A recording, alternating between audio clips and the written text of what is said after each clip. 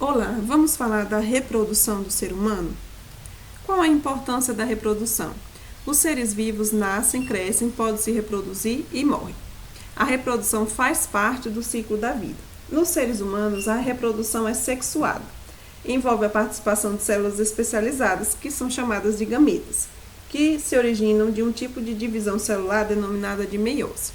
Aqui está a meiose, né? Por meio da meiose ocorre a formação de células com metade da quantidade de cromossomos da célula de origem. As células humanas, com exceção dos gametas, apresentam 46 cromossomos. Por meio desse processo, determinadas células com 46 cromossomos originam células com 23 cromossomos, as quais dão origem aos gametas. Os homens produzem gametas masculinos chamados de espermatozoides. E nós, mulheres, produzimos os gametas femininos chamados de ovócitos.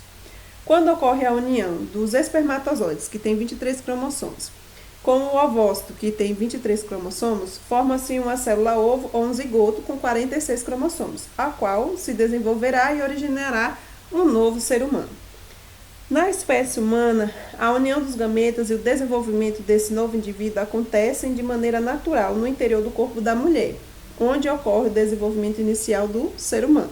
Após o nascimento, o ser humano continua se desenvolvendo fora do corpo da mãe. O ser humano, ele não nasce com a capacidade de gerar um novo indivíduo. Para se reproduzir, esse corpo, o nosso corpo, vai passar por mudanças ao longo da vida, tá? E aí essas mudanças que vão preparar para a reprodução ocorrem geralmente na puberdade, principalmente na puberdade. Quais são as mudanças que ocorrem nos homens, Nos homens vão ser alterações no corpo dos meninos, destacam o crescimento dos órgãos relacionados à reprodução, o desenvolvimento dos pelos na região pública, onde se localizam os órgãos genitais externos, nas axilas e barba, o aumento da laringe, que vai resultar naquela voz mais grossa. E nas meninas, o que é que ocorre? O desenvolvimento das mamas, o acúmulo de gordura na região, em algumas regiões do corpo, como quadril, crescimento dos pelos nas axilas e na região pública, aumento do útero, primeira liberação do ovócito e a primeira menstruação, que nós chamamos de menarca. E vamos estudar mais na frente aí. Vamos falar sobre o sistema genital, especialmente o sistema genital masculino, Falando do sistema genital como um todo, nós seres humanos temos órgãos especializados em produzir e transportar gametas. No caso da mulher, vai abrigar o ser humano em desenvolvimento. Esses órgãos formam sistemas genitais, que são diferentes no homem e na mulher. Agora nós vamos aprender o sistema genital masculino. O sistema genital masculino é um conjunto de órgãos que atuam na produção de hormônios, na produção e na maturação de espermatozoides e o transporte desses gametas até o interior do sistema genital feminino.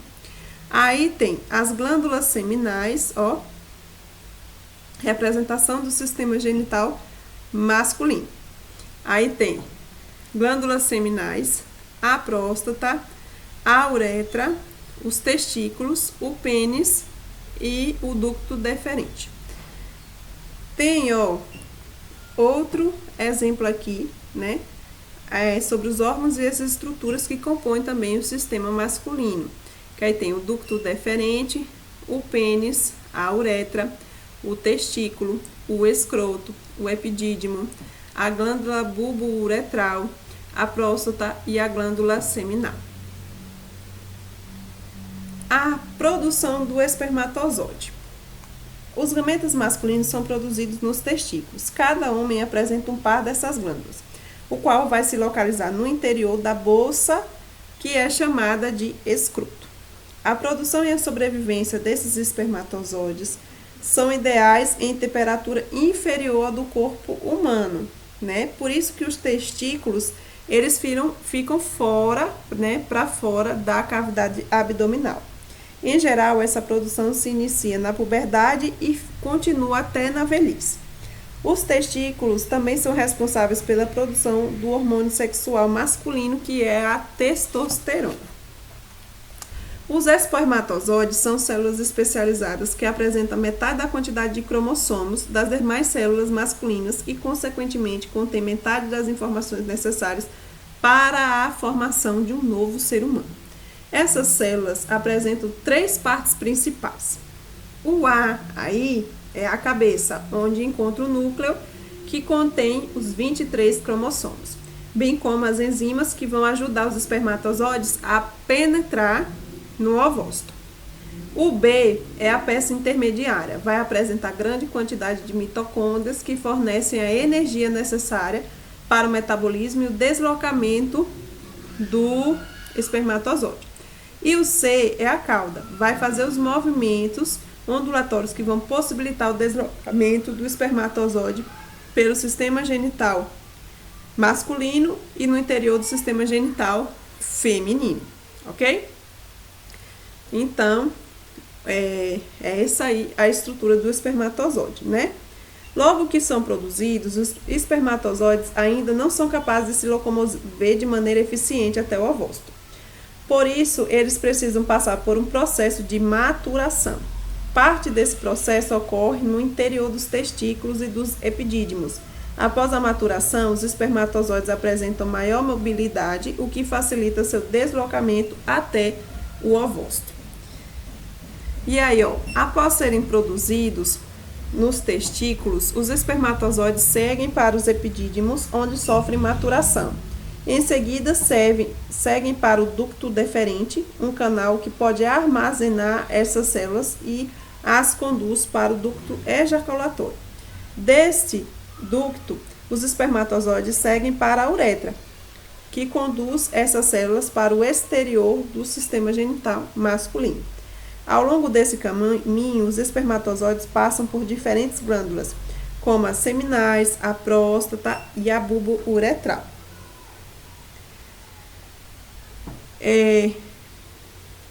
Então, né, os espermatozoides, à medida que eles vão se deslocando no interior do sistema genital masculino, eles recebem secreções produzidas por diferentes glândulas, como as glândulas seminais, a próstata e as glândulas bulbo-uretrais. Essas secreções facilitam o deslocamento dos gametas masculinos, contribuem para a maturação final das células e para a sua nutrição, bem como auxiliam também na mobilidade, no movimento e na sobrevivência dos espermatozoides, tanto no sistema genital masculino quanto no feminino. O conjunto formado pelos espermatozoides e por essas secreções que passam por essas glândulas é chamado de sêmen. O processo de eliminação do sêmen é chamado de ejaculação. O pênis é o órgão responsável por introduzir o sêmen no interior do sistema genital feminino. Para isso, esse órgão é introduzido no corpo feminino. Essa penetração é facilitada pela capacidade que o pênis tem de ficar ereto, ou seja, ficar rígido, a qual está relacionada à estrutura desse órgão. Aí vamos estudar aí a estrutura do pênis. O pênis, ele tem a uretra, tem o corpo esponjoso, que é a região mais interna, que é essa parte aqui, é o corpo esponjoso, que envolve e protege a uretra. E tem o corpo cavernoso, né, que é uma região rica em vasos sanguíneos. A ereção do pênis ocorre quando parte do sangue presente nos vasos sanguíneos é transferida para o corpo cavernoso e uma pequena quantidade vai para o corpo esponjoso. Ao receber o sangue, esses tecidos se tornam mais rígidos, fazendo o pênis ficar completamente ereto. Ao se tornar rígido, o pênis pode ser facilmente introduzido no interior do sistema genital feminino. E agora vamos estudar aí o sistema genital feminino. Em nós, mulheres, além de produzir os gametas e hormônios, o sistema genital vai abrigar um novo ser na maioria das fases do seu desenvolvimento. O sistema genital feminino é composto por um par de ovários, essa parte aqui, os ovários, o útero, as tubas uterinas e a vagina. Aqui é uma outra forma, né, de mostrar aí os órgãos do sistema genital feminino, né? Nós temos um par de ovários, como eu mostrei lá, que deu para ver os dois ovários, que produz os ovócitos, que são os nossos gametas, né? E também produz os hormônios, que é o estrógeno e a progesterona. As tubas uterinas, também são duas, transportam o ovócito do ovário até o útero, e geralmente é nelas que ocorre a fecundação. O útero é o local onde o zigoto vai se fixar durante a gravidez, para se desenvolver e formar um novo ser. A vagina é o órgão que recebe o pênis durante o ato sexual e é o canal pelo qual ocorre o nascimento de maneira natural. Então, falou aí os órgãos internos do sistema genital feminino. Agora nós vamos estudar os órgãos externos, né? Quais são os órgãos externos, que a gente chama de vulva, tá? Os órgãos externos, temos o clítoris, os lábios maiores do pudeno, o ósseo externo da uretra, que é a abertura da uretra, os lábios menores do pudendo e o ósseo da vagina. Os lábios maiores e os lábios menores do pudendo protegem a entrada da vagina e da uretra. No pudendo feminino também está presente o clítoris, estrutura que tem a capacidade de ficar ereta também, né? Parecida com a do pênis aí, o clítoris também tem a capacidade de ficar ereta. E faltou aí falar das glândulas de Bartholin, né? Também. Então, vamos falar com relação à mama e à reprodução humana. As mamas não fazem parte do sistema genital feminino. No entanto, são essenciais para a reprodução humana, pois produzem leite que alimenta e nutre o bebê nos seus primeiros meses de vida após o nascimento. Durante a gestação, alguns hormônios agem nas mamas que aumentam de tamanho e iniciam a produção do leite. Essa produção é realizada pelas glândulas mamárias, que são exclusivas dos mamíferos e são observadas tanto em machos quanto em fêmeas. No entanto, nos machos, essas glândulas não se desenvolvem e a produção de leite fica restrita só para as fêmeas. As glândulas mamárias formam estruturas alongadas, denominadas de lóbulos, de onde partem os ductos que conduzem o leite para o exterior do corpo. Em volta das glândulas ocorre um depósito de gordura, resultando no formato característico dos seios. Então, tem aqui a gordura, tem os ductos e tem o lóbulo. Aí, aqui nos ductos, onde fica, né, produz o leite e aí tem a saída. A produção pela prolactina e a descida, né, que é a saída, é a ocitocina que faz. Vamos falar um pouco sobre o câncer de próstata, né? E o câncer de mama, que aí tem a campanha muito conhecida como Outubro Rosa, que é a campanha contra o câncer de mama, e o Novembro Azul, que é a campanha contra o câncer de próstata.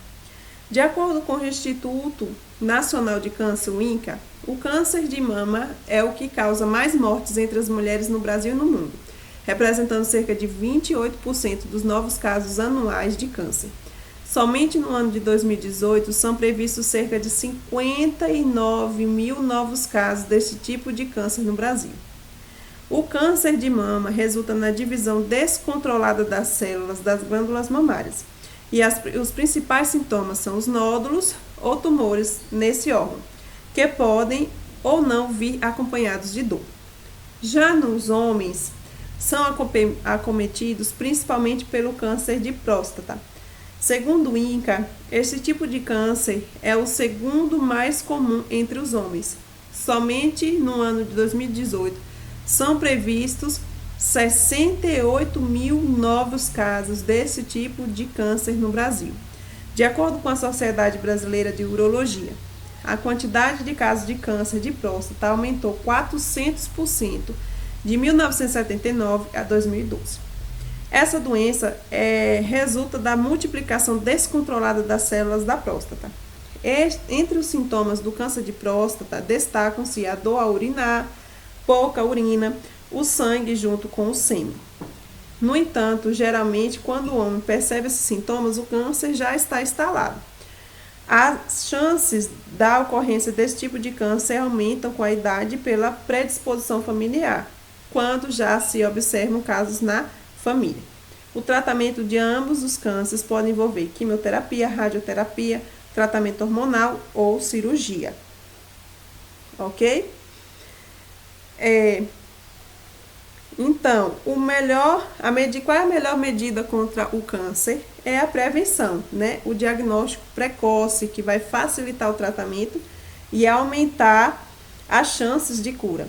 No caso das mulheres, a prevenção inclui o autoexame das mamas e as visitas periódicas ao ginecologista. E os homens, a prevenção consiste em visitas ao urologista e os exames periódicos a partir dos 40 anos de idade.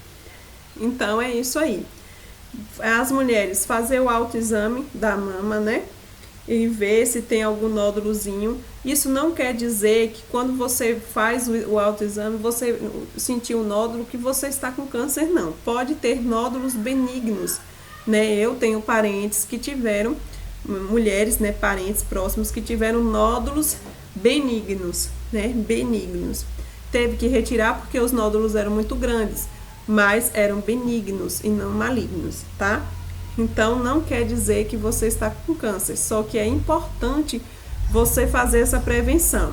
Um dos fatores de risco, alguns fatores de risco aí relacionados ao desenvolvimento de câncer de mama, está relacionado com o quê? Nulliparidade, ou seja, nunca ter parido, nunca ter amamentado, também a questão de parentes próximos, né, mulheres próximas que tiveram câncer, também são fatores de risco. Sedentarismo, má alimentação, tudo isso tá relacionado aí com o fator de risco para câncer de mama, tá? E para o homem também a mesma coisa, a proximidade, né? Parentes próximos que tiveram casos de câncer também. Vale lembrar que os homens acima de 60 anos, a próstata ela tende a crescer, ela tende a ter hiperplasia prostática, que é o aumento da próstata. Isso também não quer dizer que você está com câncer, certo? Mas você pode estar com hiperplasia prostática, terá que fazer tratamento, tomar os remédios, né? E tudo mais. As chances, né, quando há esse diagnóstico precoce, as chances de um câncer de próstata ter cura é muito grande, fazer ali a cirurgia é muito grande, certo? Eu conheço pessoas, homens, que tiveram câncer de próstata, né, foi constatado. Como é que constata? Faz a ultrassom, aí vê que está com hiperplasia prostática, aí faz o PSA, vê que está alterado, e aí vai fazer o exame de toque, que aí vê que está alterado, aí vai e faz a biópsia. E através da biópsia é que vai diagnosticar que está com câncer.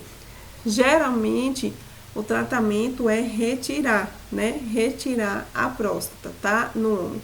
Na mulher é a mesma coisa, vai fazer a ultrassom, vai fazer a punção mamária para poder fazer a biópsia e ver se é benigno ou maligno, tá?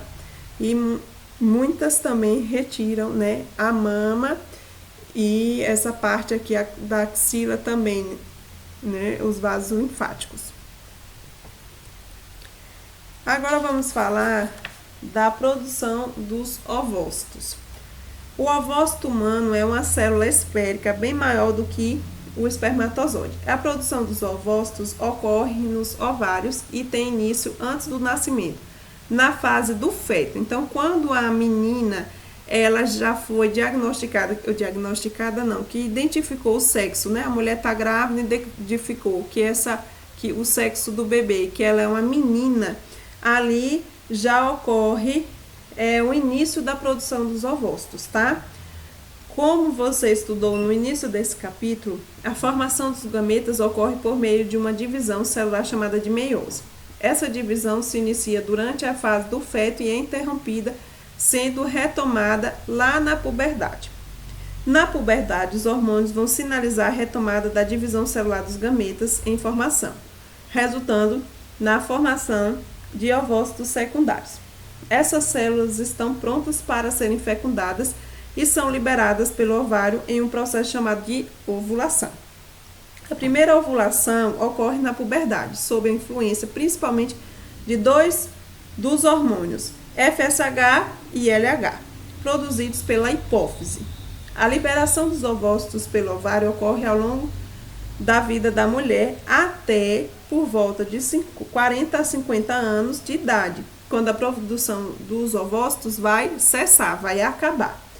Durante a gravidez, geralmente a ovulação é interrompida, porque houve a fecundação. Quando chega aí por volta de 40 a 50 anos, que essa ovulação cessa, aí vai entrar, né, a mulher vai entrar aí na menopausa, tá? Tem alguns sintomas, que são as ondas de calor e tudo mais. Mas o que vai realmente diagnosticar são os sintomas, né, da mulher, mais o cessar da menstruação, ou seja, a mulher não menstruar mais, ok?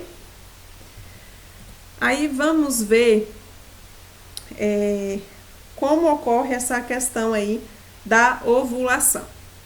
A cada mês, sob influência dos hormônios FSH e LH, determinadas células presentes nos ovários recomeçam a divisão celular.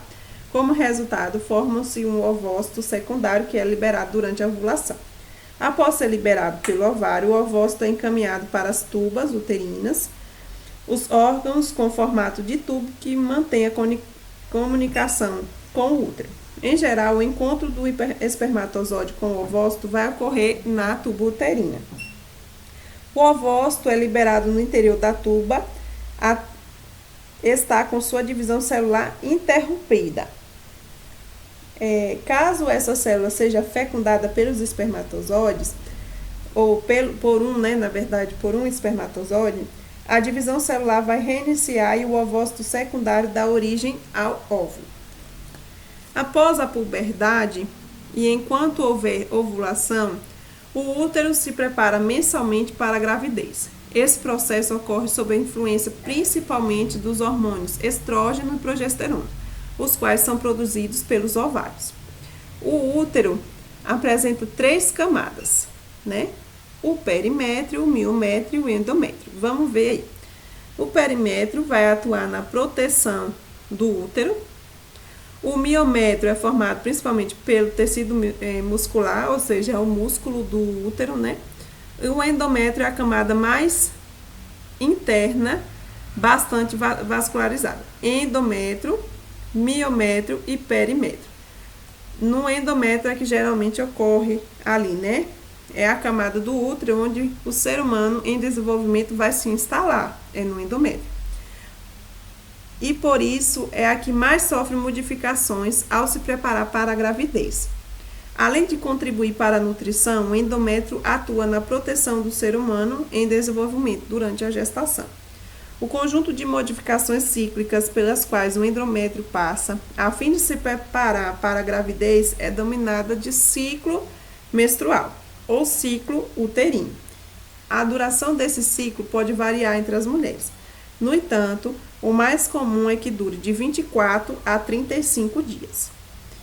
Esse ciclo pode ser organizado em algumas fases. A fase que se inicia com o fim da menstruação é a chamada de pré-ovulatória. Aí eu coloquei aqui, ó, fase pré-ovulatória. Antes da ovulação, ocorrem modificações no útero. Nessa etapa, o estrógeno estimula o desenvolvimento do endométrio, o qual aumenta a espessura e se torna ainda mais vascularizado. Determinadas células do ovário retomam seu desenvolvimento e uma delas origina o ovócito. A fase pré-ovulatória é seguida pela ovulação. Após a liberação do ovócito pelo ovário, vai se iniciar a fase pós-ovulatória. Essa fase vai se inicia após a liberação do ovócito pelo ovário, ovulação. Nessa etapa, o endométrio chega ao máximo de sua espessura. A manutenção do endométrio espesso ocorre principalmente por causa da ação do hormônio progesterona. A fase pós-ovulatória dura cerca de 14 dias. Caso não haja a fertilização, né, a fecundação, o ovócito secundário não completa sua divisão celular e é eliminado do corpo da mulher. Quando não ocorre a gravidez, após a fase pós-ovulatória, observa-se a fase menstrual, caracterizada pela menstruação. Aí vem a fase menstrual. Nessa fase, parte do endométrio é eliminada do corpo, o que resulta em sangramento facilmente perceptível pela mulher. Junto com parte do endométrio e com o sangue, o ovócito é eliminado. Contrações fracas do miométrio ajudam o útero a eliminar. O material expulso durante a menstruação sai do útero, passa pela vagina e é eliminado no exterior do corpo feminino. A menstruação dura cerca de 5 dias e elimina de 50 ml a 150 ml de sangue. Depois dela, o endométrio torna-se menos espesso e aí o ciclo vai recomeçar. Caso tenha ocorrido o encontro do ovócito com o espermatozoide, um novo ser humano em desenvolvimento vai se fixar no endométrio. Por esse motivo, o endométrio não é eliminado, não ocorrendo a fase menstrual. A primeira menstruação é denominada de menarca, como eu já falei antes, né? E ocorre por volta dos 12 anos de idade, quando começa a puberdade. O ciclo menstrual ocorre periodicamente durante o período fértil da mulher, que se estende até por volta dos 50 anos. Quando chega nessa época, ocorre a última menstruação, é denominada de menopausa. Os ciclos menstruais, eles acabam com a idade porque, à medida que a pessoa envelhece, a quantidade de ovócitos vai reduzindo, até esgotar a produção. Além disso, os ovários femininos tendem a diminuir de tamanho, resultando na redução dos hormônios produzidos por essa glândula. Falando da adolescência, né? Além das mudanças físicas que ocorrem durante a puberdade, na adolescência, mudam as relações com nossos pais, amigos e outras pessoas. Inclusive, nossa própria maneira de ver o mundo e de pensar pode mudar. Leia o texto a seguir. Frequentemente estou em conflito com minha família. A puberdade, que diz respeito ao corpo, vem acompanhada de mudanças no jeito de pensar e agir. A partir dos 12 a 13 anos, estabelecemos relações diferentes com os nossos pais. Somos capazes de ter nossa própria opinião e de sermos mais independentes. Pode acontecer de fazermos julgamentos críticos sobre eles e de não concordarmos com eles de forma a nos sentirmos incompreendidos. Entretanto, esses conflitos desagradáveis são necessários para afirmarmos nossa identidade. O essencial é não rompermos a comunicação. É comum ouvirmos as pessoas dizerem que a adolescência é uma fase difícil e problemática. Mas será que é verdade? É certo que em todas as fases da vida passamos por situações agradáveis e também por problemas. E na adolescência não é diferente. Nessa fase passamos por muitas mudanças, mas nem sempre é fácil enfrentá-las. Uma maneira de encarar a adolescência com tranquilidade é conversar com outras pessoas sobre o assunto e ter em mente que todas as pessoas passam por ela. Saber respeitar opiniões distintas da sua e não impor sua opinião é essencial. E vamos falar agora de um assunto extremamente importante, que é a violência contra a mulher, certo? A violência contra a mulher não é um fato novo, pelo contrário, é tão antigo quanto a humanidade. O que é novo e muito recente é a preocupação com a superação dessa violência como condição necessária para a construção da nossa humanidade. E mais nova ainda é a judicialização do problema. Entendendo a judicialização como a criminalização da violência contra a mulher, não só pela letra das normas ou leis, mas também é fundamentalmente pela consolidação da estrutura específica, mediante os quais o aparelho policial ou jurídico pode ser mobilizado para proteger as mulheres. Né? No Brasil, em agosto de 2006, foi sancionada a Lei 11.340, conhecida como a Lei Maria da Penha, visando incrementar e destacar o rigor das punições para esse tipo de crime. A introdução do texto aprovado constitui uma boa síntese do que é a Lei Maria da Penha. cria mecanismos para coibir a violência doméstica e familiar contra a mulher nos termos da Constituição, né, do artigo 226 da Constituição, da Convenção sobre a Eliminação de todas as formas de discriminação contra as mulheres e da Convenção Interamericana para prevenir, punir e erradicar a violência contra a mulher. Dispõe sobre a criação dos juizados de violência doméstica e familiar contra a mulher. Altera o Código do Processo Penal, o Código Penal e a Lei de Execução Penal e dá outras providências, né?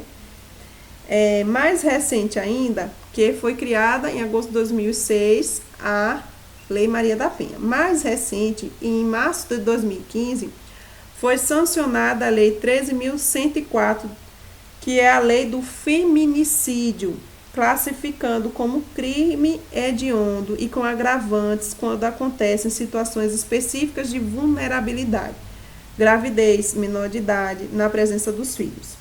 As definições dessa lei, embora controversas e alvo de merecidas críticas por parte dos diversos operadores da lei e dos movimentos sociais, principalmente os de mulheres, deverão ser nosso ponto de partida para a caracterização da letalidade intencional violenta por condição do sexo, que iremos utilizar ao longo do estudo.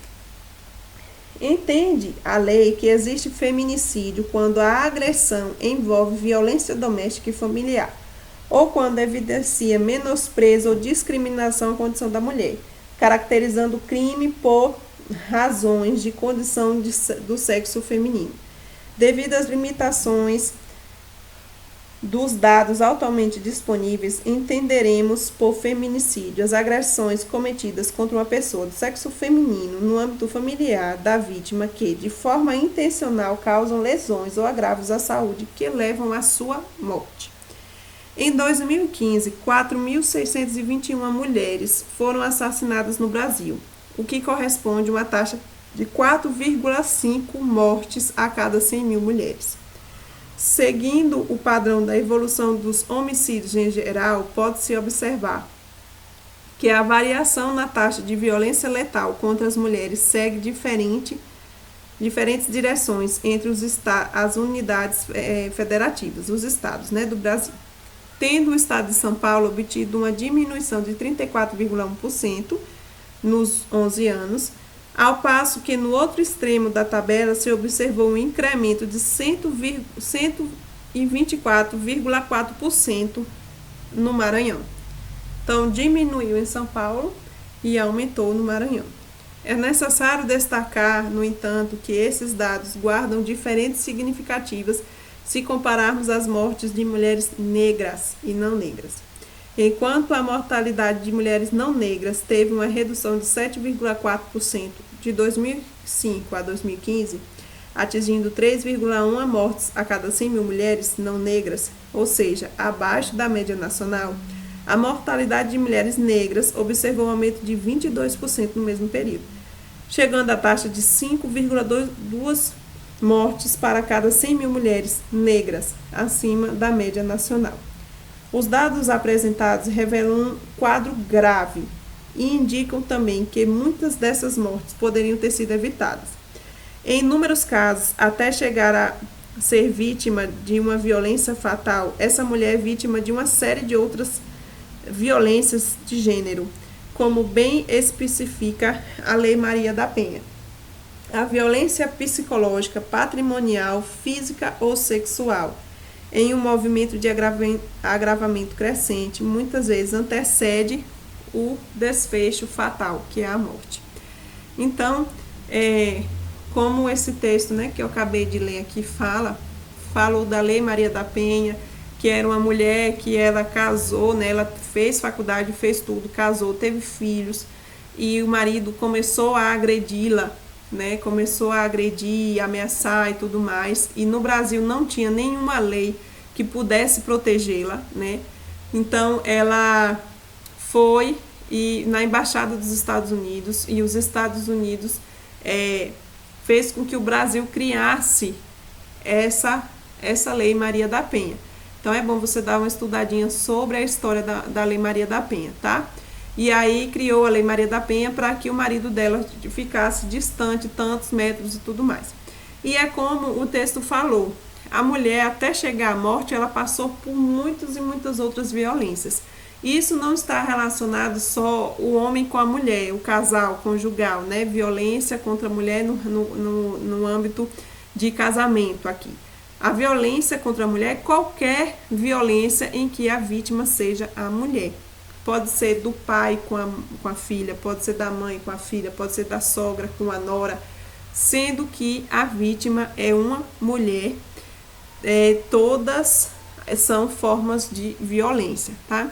As que a gente conhece mais é a física, que é quando bate, empurra, né, machuca de alguma forma. A psicológica, quando você vai humilhar aquela pessoa, ameaçar, ficar com aquelas ameaças, com chantagens e tudo mais, né? A sexual, que é a violência sexual, que é quando tem aquele abuso, né? Abuso, aquela exploração sexual, aquele abuso sexual que não está relacionado apenas com o ato sexual em si, né? Mas também outras formas de abuso sexual. A patrimonial e econômica, que está relacionada com dinheiro, por exemplo, o marido pegar o salário inteiro da mulher. A mulher trabalha e o marido vai, quando chega recebe o salário, ele vai, pega todo o salário e fica com ele. Ele faz o que ele quer. Patrimonial, tudo que está relacionado com o patrimônio da mulher e a questão do dinheiro. E moral é quando ocorre difamação, ferindo a moral daquela mulher, certo? É isso aí. Essa aula toda, ela foi baseada no sistema Trilhas de Ensino, tá certo? Obrigada.